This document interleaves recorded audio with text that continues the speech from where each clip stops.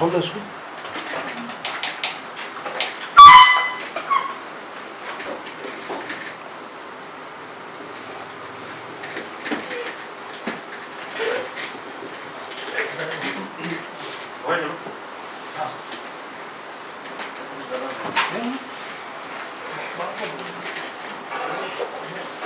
आप में से सभी लोग बिल्कुल साइड पे जा रहे होंगे। साइड पे क्या करना चाहिए, क्या चेक करना चाहिए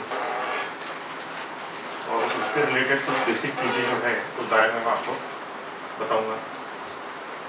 बेसिकली सभी का जो प्रॉब्लम रहता है that is mostly with structures. ये स्ट्रक्चर के बारे में हमको कुछ ऐसा बेसिक फार्मूला बता दो कि मैं 5 मिनट में स्ट्रक्चरल इंजीनियर बन जाऊँ। बस एक अंदाज बता दीजिए कि उसमें कितना सरिया रहेगा। मैक्सिमम मतलब जितने भी ज़्यादातर मिलते हैं उनमें से करीब 80% लोगों की यही इच्छा होती है, but that is not correct और ऐसा कोई सोल्यूशन उसमें नहीं है। हर चीज़ का आपको एनालिसिस करना होता है। जैसे आपको अगर स्ट्रक्चरल इंजीनियर बनना है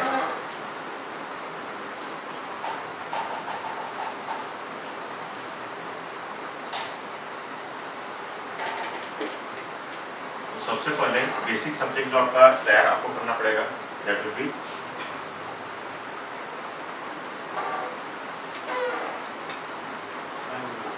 इंजीनियरिंग मैकेनिक्स। ठीक है, इंजीनियरिंग मैकेनिक्स में आपने जो पढ़ा है कि किसी बॉडी के ऊपर फोर्सेस अगर आते हैं तो उसका इफेक्ट क्या होता है, या बहुत सारे फोर्सेस अगर एक बॉडी पे एक्ट कर रहे हैं तो उसका इफेक्ट क्या होता है, उसका रिजल्टेंट फोर्स क्या होता है। तो इसमें हमने generally we calculated the effect of forces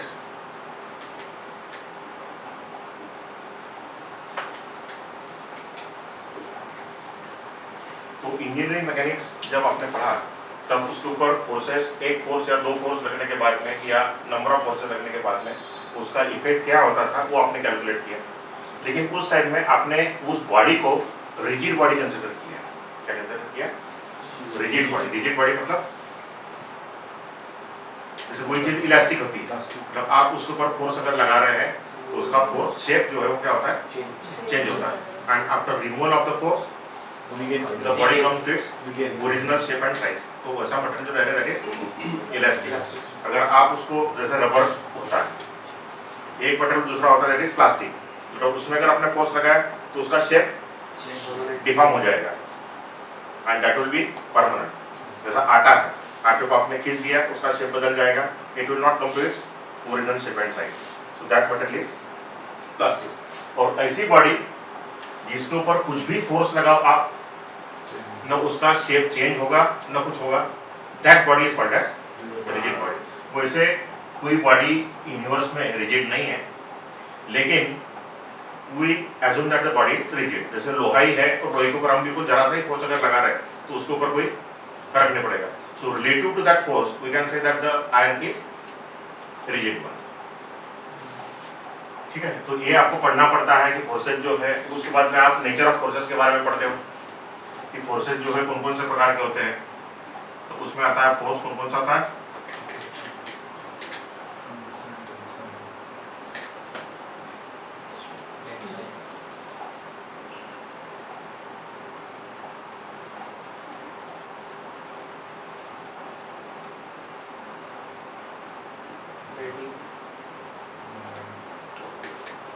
ठीक है।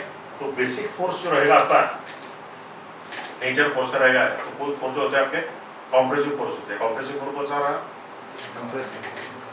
हाँ, मतलब आपने कोई भी एक बॉडी अगर लेते हैं उसके ऊपर अगर आप फोर्स लगाते हैं तो ये जो बॉडी है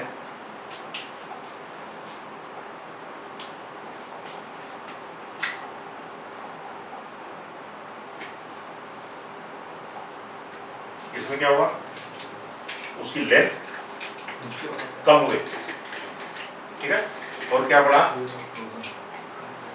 उसका जो क्रॉस सेक्शनल एरिया था वो बढ़ गया। So this is the effect of compressive force.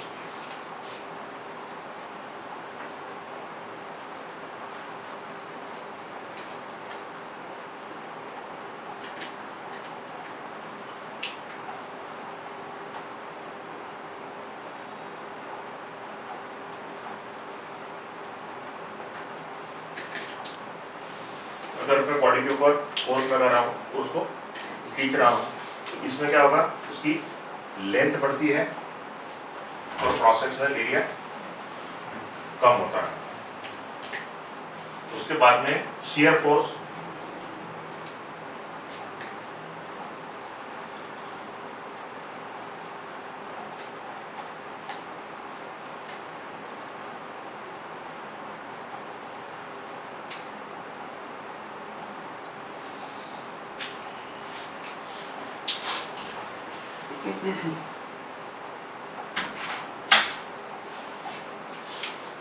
जैसे आपने चौक लिए, ठीक है, चौक अगर आप पकड़ते हो और एक स्पेसिफिक सरफेस के आसपास में ही एक तरफ से आप ऊपर फोर्स लगा रहे और दूसरी तरफ से नीचे फोर्स लगा रहे, तो वहां पे जो एक्शन होगी दैट विल बी शियर, और वो ब्रेक हो जाता है, सो दैट इज शियर। और नेक्स्ट आएगा आपका टॉर्शन।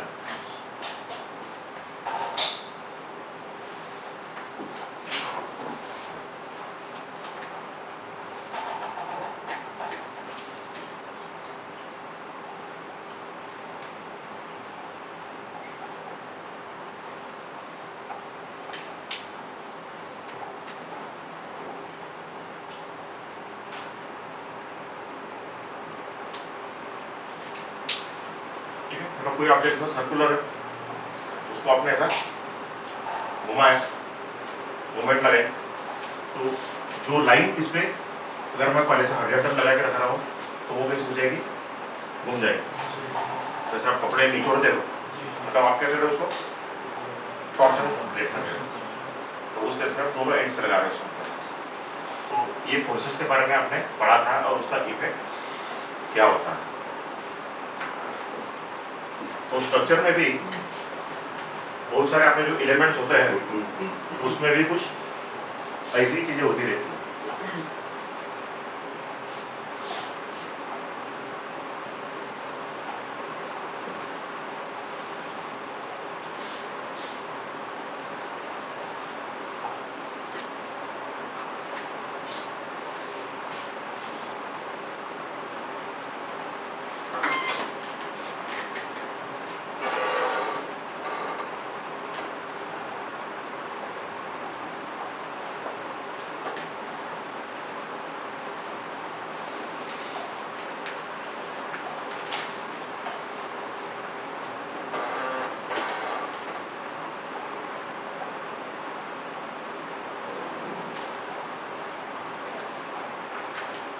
नेक्स्ट आप इंजीनियरिंग में इसके आगे की स्टेप में जो पढ़ते हो, that subject is strength of material और मैकेनिक्स ऑफ मटेरियल।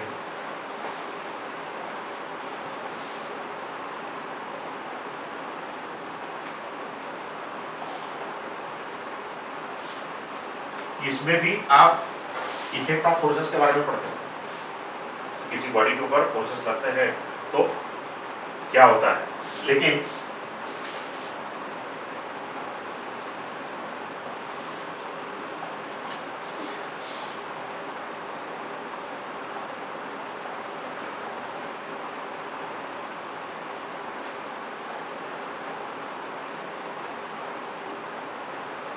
इसमें हम बॉडी का डिफॉर्मेशन कंसिडर करते हैं।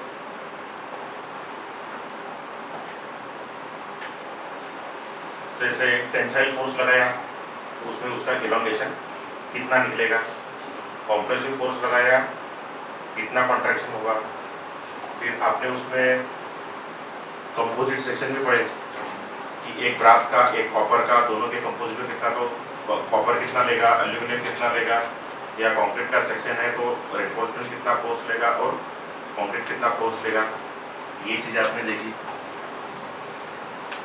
तो इसमें आपने जो पढ़ा था that is about stress strain के बारे में पढ़ा आपने, काय के बारे में पढ़ा, स्ट्रेस स्ट्रेन के बारे में पढ़ा, फिर प्रिंसिपल स्ट्रेसेस भी पढ़े होंगे, वो स्ट्रेस स्ट्रेन का ही पार्ट है। स्ट्रेन एनर्जी पढ़ी होगी, तो स्ट्रेन एनर्जी जो है स्ट्रक्चर्स में कुछ काम के लिए आती है, लेकिन उसके बारे में मैं आपको ज़्यादा नहीं बता।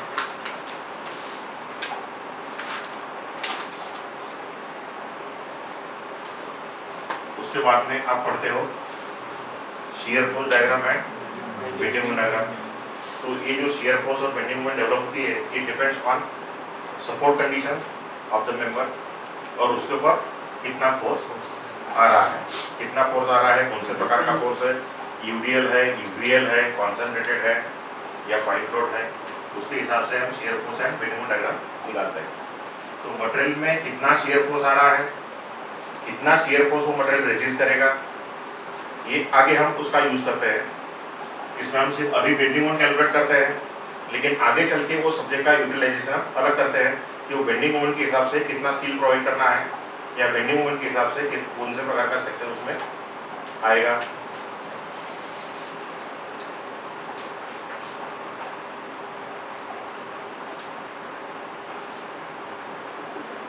नेक्स्ट चीज इसमें आप और सीखते हो दैट इज डिफ्लेक्शन। लोड लगने के बाद में कितना डिफ्लेक्शन आएगा उसमें, ठीक है। डिफ्लेक्शन पढ़ने का जरूरत क्या है,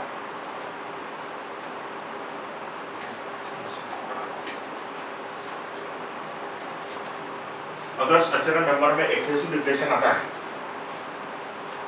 तो स्ट्रक्चर की यूटिलिटी खत्म भी हो सकती है। जैसा आपका स्लैब है, अभी स्लैब आपको कैसा दिख रहा है, बिल्कुल हॉरिजॉन्टल फ्लैट दिख रहा है।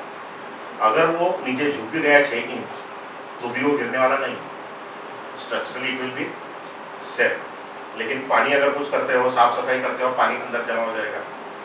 आपका टेबल जो है जो आप बराबर बनाते हो वो हिलने डुलने लग जाएगा। आप अगर कोई फर्नीचर खड़ा करते हो, अलमारी बाजार से लाते खड़ी करते हो, वो सीधी खड़ी नहीं रहेगी, झुक जाएगी। तो ऐसे प्रॉब्लम्स न आए, या फिर एक प्रकार की फीलिंग आती है कि भैया ये गिर तो नहीं जाएगा, बीम वगैरह में भी ऐसा कर डिफ्लेक्शन आएगा, तो उस पर्पज के हिसाब से हम डिफ्लेक्शन कैलकुलेट करते हैं। उसका दूसरा भी रीजन है कि शुरू में अगर डिफ्लेक्शन कम है, आपने टाइल्स लगा दी, टाइल्स तो ब्रिटल मटेरियल है, ऐसा है ब्रिटल है, और जब वो फिर झुक जाएगा कुछ दिनों के बाद में और उसके ऊपर आप फोर्स लगाते हो तो टाइल जो है वो प्रोसेस सस्टेन नहीं कर पाएगी और उसमें क्या आ जाएंगे, क्रैक्स आ जाएंगे। तो ऐसे कई सारे प्रॉब्लम्स आते हैं, उसके लिए हम पढ़ते हैं डिफ्लेक्शन। फिर उसके अलावा और एक पढ़ते हो आप बकलिंग।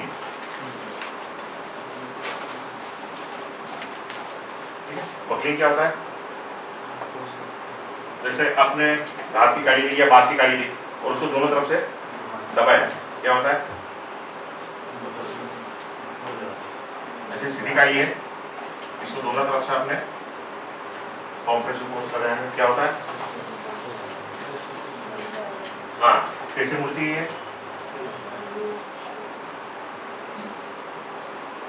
ठीक है, इस कौन से डायरेक्शन में वो मुड़ सकती है। तो कॉम्प्रेसिव फोर्स लेने की कैपेसिटी जो होती है वो उसे क्रॉस सेक्शनल एरिया पे भी डिपेंड करेगी और उसके लेंथ पे भी डिपेंड करेगी। मतलब उसका 100 किलो न्यूटन का फोर्स छोटा सा का मेंबर ले लेगा, लेकिन बहुत बड़ा कर दिया आपने, उतना ही फोर्स लगाया तो वो फोर्स नहीं ले पाएगा। फोर्स उतना ही है, मटेरियल का क्रॉस सेक्शनल एरिया भी उतना ही है। आप बोलोगे कॉलम में तो सरिया उतना ही है और ऊंचाई बढ़ा दी उसकी, मतलब वो कॉलम लोड नहीं ले पाएगा। तो ये जो चीजें थी ये आपने कहाँ पढ़ी, स्ट्रेंथ ऑफ मटेरियल में। तो इंजीनियरिंग मैकेनिक्स के बाद में नेक्स्ट स्टेप जो आती है वो आप ये चीजें पढ़ते हो। उसके बाद में नेक्स्ट जो सब्जेक्ट पढ़ते हो आप वो क्या पढ़ते हो,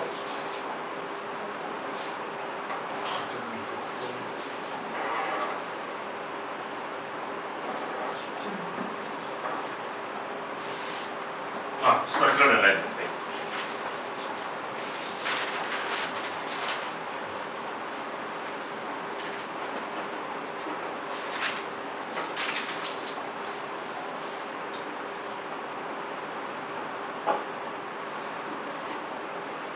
स्ट्रक्चरल एनालिसिस सब्जेक्ट का दूसरा नाम आपको थ्योरी ऑफ स्ट्रक्चर्स भी बोलते। तो ये सब्जेक्ट में आपने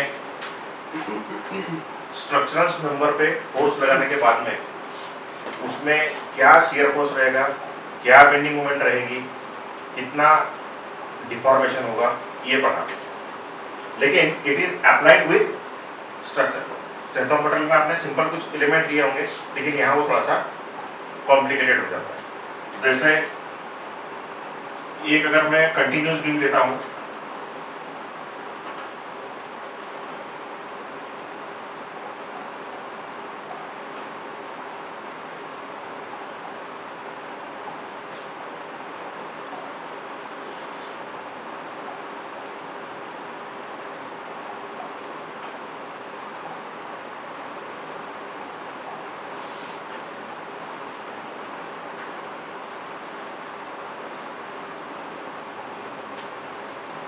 इसमें इसका क्रॉस सेक्शनल एरिया कम ज़्यादा हो रहा है, उसका मोमेंट ऑफ इनर्शिया जो प्रॉपर्टी होती है वो भी कम ज़्यादा हो रहा है।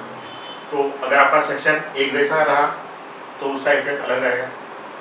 अगर इनके साइज में अगर चेंज होता है तो उनकी रिजिडिटी अलग अलग हो जाती है, इसलिए उसका बेंडिंग मोमेंट का पैटर्न चेंज हो जाएगा।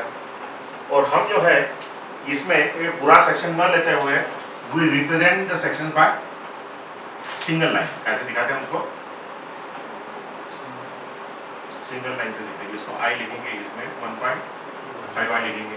तो इस प्रकार के जो कंटिन्यूअस बीम है उसको हम सिंगल लाइन से इस प्रकार से दिखाते हैं, ठीक है। अगर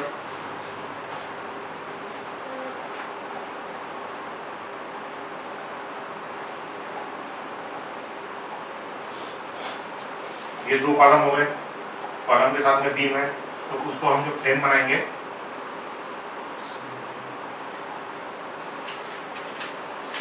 इस प्रकार से दिखाते हैं। So we represent the real members by single lines, और हम उसका एनालिसिस करते हैं। तो फोर्सेज जो है वो वर्टिकल भी फोर्सेज हो सकते हैं और लैटरल फोर्सेज भी हो सकते हैं। वर्टिकल फोर्सेज जनरली जो मटेरियल उसमें रहता है, जो सेल्फेड रहेगा था स्ट्रक्चर का, और जो यूज करने वाले लोग हैं उसके कारण जो लोड रहेगा वो आपका नीचे के डायरेक्शन में एक्ट करेगा। और हॉरिजॉन्टल जो फोर्स है वो हवा के कारण हो सकता है या अर्थक्वेक एक्टिविटी के हिसाब से हो सकता है, ठीक है। और ये एनालिसिस करके आप जो है उसके फोर्सेस और उसके डायग्राम बनाते हो, तो that part is of structural analysis.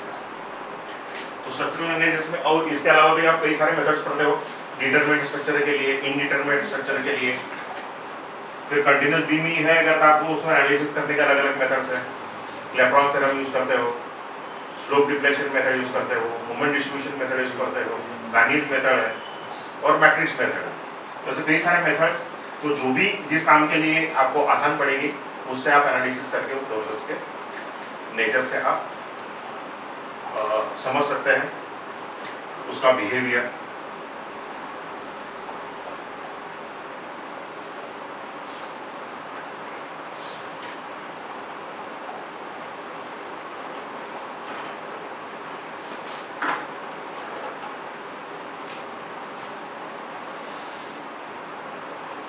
और इतना सब पढ़ने के बाद में फिर आपका नेक्स्ट सब्जेक्ट आता है आरसीसी, रेनफोर्स्ड सीमेंट कंक्रीट।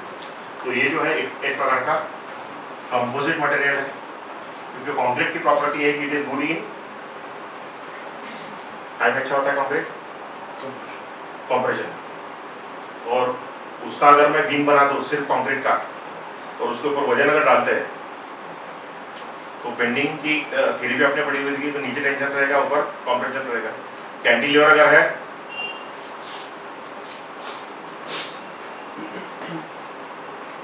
तो इसमें ऊपर के पार्ट में टेंशन रहेगा, नीचे के पार्ट में कंप्रेशन रहेगा। तो ये जो है it will depend on the nature कि उसके सपोर्ट कंडीशंस कैसे है।